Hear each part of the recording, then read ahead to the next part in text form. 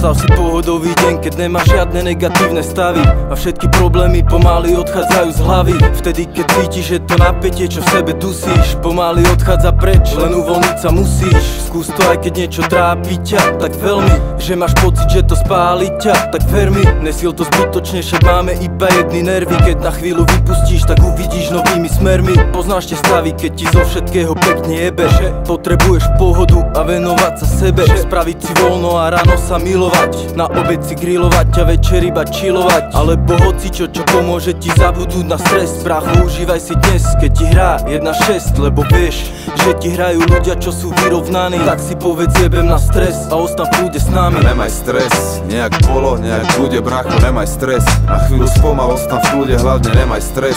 Užívaj si veci dnes, hrať 1-6, daj si chill, môžeš jebať stres, nemaj stres.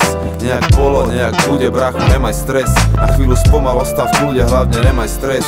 Užívaj si veci dnes, hrať 1-6, môžeš jebať stres. Sadni si do kresla, vylož si nohy, daj sa do kľudu a vychutnaj si vída slohy. Je často trochu spomaliť, nikam sa neponáhľať, jebať problémy a stres, nechaj ich len tak plávať.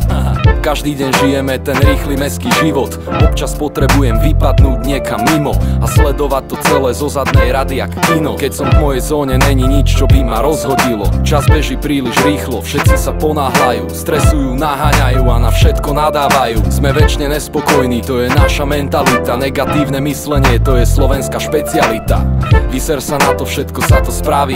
Zbytočne sa nestresuj, brácho, teraz chcem, aby si vypustil všetky nepríjemné veci z hlavy. Zapal si paličku, seď a vychutnávaj stavy. A nemaj stres, nejak bolo, nejak bude, brácho, nemaj stres. Na chvíľu spomal, ostan v kľude, hlavne nemaj stres. Užívaj si veci dnes, hrať 1-6, daj si chill.